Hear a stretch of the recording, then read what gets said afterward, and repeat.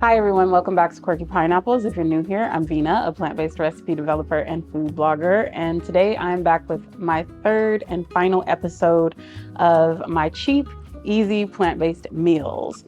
And I'm excited because today is probably the cheapest and the easiest of all of the meals. We are going to be making a gochujang butter pasta. This recipe was formerly viral in 2024, so much to the point that I'm not sure if the chicken came before the egg, but it won 50 best recipes for New York Times. That might have actually caused it to go viral, or it was the other way around. I'm not quite sure, but we're gonna make it today. So you don't need a ton of ingredients for this, but I love this because I almost always have these ingredients in my refrigerator or in my pantry. And so when I first tried this recipe, at least of course the vegan version of it, I really enjoyed it. And making it and kind of putting my own spin on it has been really fun to do from time to time. So of course you're gonna need some gochujang paste. You're gonna need some vegan butter. I've got some green onions for garnish later, as well as some sesame seeds. You'll need a little salt just to see if you need it a little bit later. You may not need it, but it just depends on your taste. I've got some garlic, lots of garlic, about 4 or 5 cloves of garlic because we want lots of flavor in this. And I also like to use the pale part or kind of the whites of my green onion to add extra flavor to this dish. I've got some rice vinegar. I've got a little bit of agave. You can use maple syrup if you'd like. For sweetness, this will also cut through the heat of that gochujang paste a little bit. And then of course, I've got my pasta. I've chosen angel hair because that's what I had in my pantry. But of course, if you wanted to use some other type of pasta, you can. So let's get started. First and foremost, I wanna get my pasta kind of going. And actually, since this is angel hair, I probably will wait until I've got my sauce kind of going. So if you're using a thicker pasta or a spaghetti type pasta, then I would say get it going before making your sauce. But I'm realizing that it doesn't take a long time for this to cook, so we'll actually do that last. All right, so I've got my wok here. I'm pretty sure you could use like a cast iron skillet if you'd like. You could probably even use your regular pot as well. But I've got my vegan butter here, about 2 to 3 tablespoons, and I'm just gonna drop that in. I know that seems like a lot of butter, but everything that we make doesn't have to be like this super healthy meal. Sometimes we're just trying to get a quick, tasty meal on the table at the end of the day, right? And so I usually like to have this meal with a little bit of maybe like broccolini or something like that, just to add some greens along with it, or I don't know, like some sauteed kale. So if you want to add any type of veggies to it, by all means.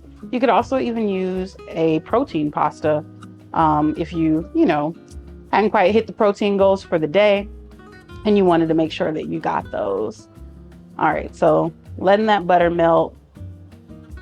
Don't want it to be too high because then we're gonna throw in our garlic. So once your butter gets to melting down, and I know, like I said, I know what you're thinking, this is a lot of butter, but it's a part of the process and it's a really delicious recipe.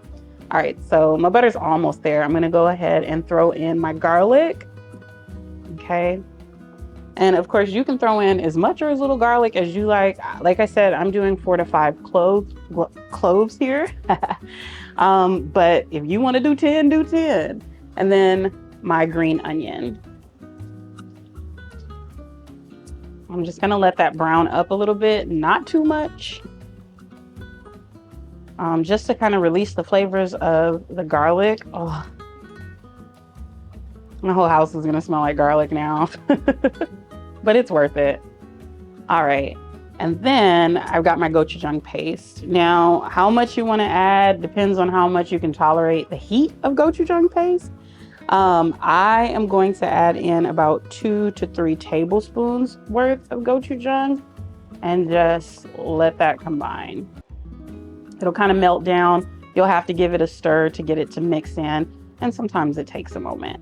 As you can see, the gochujang has somewhat combined, and don't worry if it looks a little bit clumpy, that's gonna loosen up. In the meantime, I'm gonna add in about a tablespoon of rice vinegar. Shows how much I use all how much I use apple cider vinegar in my home. And just keep that stirring, as well as the agave. And again, like I said, you could use maple syrup if you'd like for this. And it is going to cut through some of that heat. So you could add a little bit more if you don't want your pasta to be as like spicy. But I feel like if you're willing to make this and you're willing to have some gochujang, you're ready for the spice that's gonna come along. Ooh, you can smell it. All right. Sometimes it takes a little bit of elbow grease to get it to sort of emulsify. And don't worry, it's not just gonna be like the super oily dish or anything. We're gonna add a little bit of pasta water. And those starches are gonna help. One, the water is gonna loosen it up, but then the starches are gonna kind of like thicken it a little bit. So it'll be quite nice. There we go. Now that it's coming together, it's probably a good time to kind of give it a taste. And this is a good time to figure out whether you want to add a little bit of salt or if you wanted to add a little bit more maple syrup because it's too spicy or anything like that. Ooh, that's good.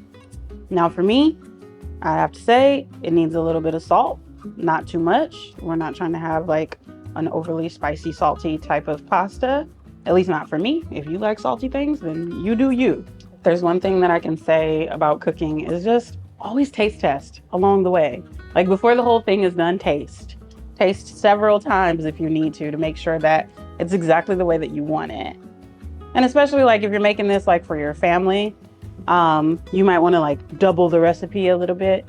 But if you're making it for your family and you've got kids that can't handle heat and things like that, then obviously you're giving it a taste test for them as well. Ooh, that's good. That don't need no more salt. All right, so I'm still waiting on my pasta. Once that's all done, then I can throw that in there and coat those delicious pasta noodles with the sauce. So I am going to turn the heat off so that my sauce doesn't start to caramelize. I don't really want it to start caramelizing because I still want it to be kind of thick and ready for my noodles.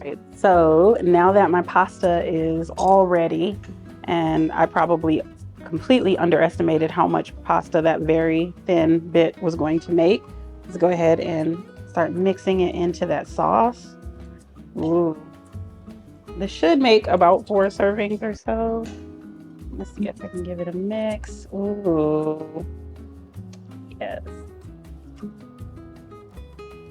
I think that my tongs is gonna help me a little bit more. All right. Obviously, if you notice that your sauce is a little thick, you can add in a little bit of pasta water just to loosen it up a little bit. And that's what I'm actually going to do. Not much, just a little bit. There we go. So we have some nicely coated pasta. Ooh, this looks good. All right, so let's get this plated up with all our garnishes and we'll give it a try. So we're all done. I've garnished it, of course, with my green onions and my sesame seeds.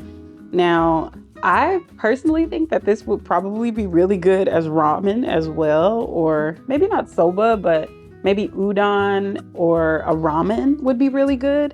But I will say regular pasta is a lot more economical. I feel like ramen used to be really cheap and it's not as cheap as it used to be anymore. But like I said, this one was going to be probably the easiest of all of the recipes. And I mean, I don't know. I think every time I've made this from start to finish, it takes me maybe 20 minutes. So let's give it a taste. I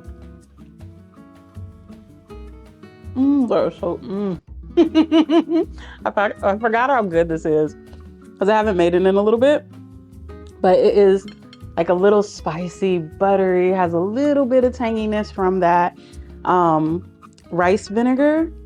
And then like, I do think that adding in the whites of the green onion just adds so much more flavor to the butter than just the garlic, but it is definitely garlicky. Oh my gosh, this is so good.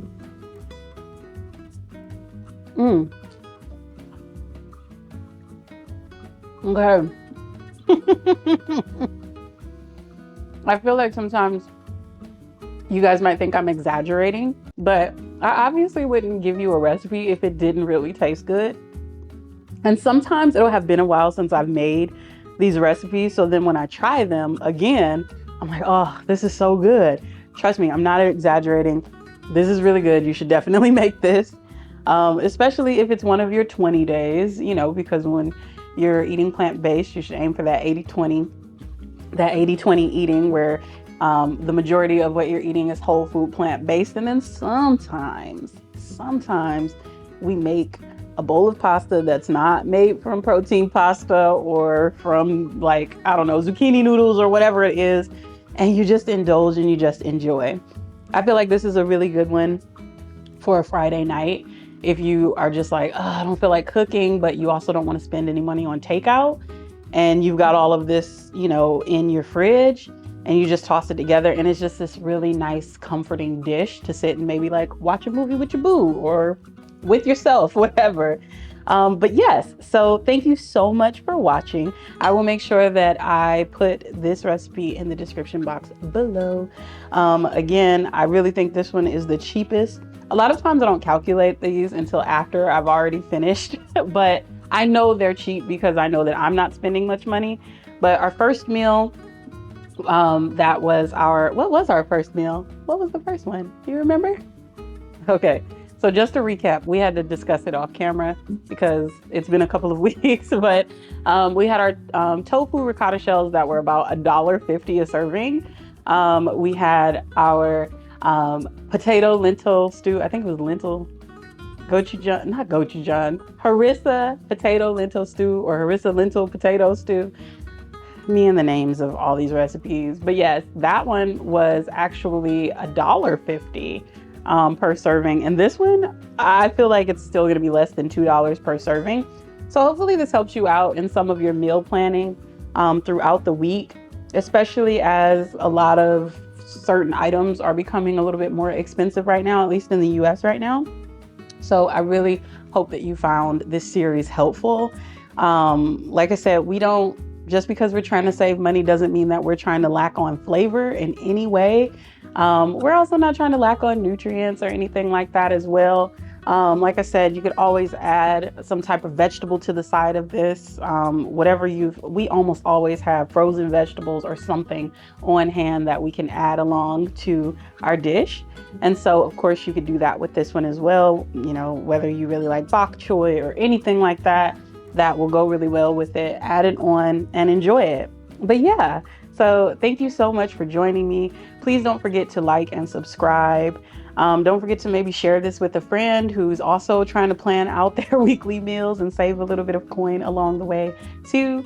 If you want to check out any more of my recipes, you can head on over to quirkypineapples.com to find more treasures over there. And also, if you need a little bit of help with your grocery list or your plant-based journey, I do have my plant-based grocery guide, which is completely free.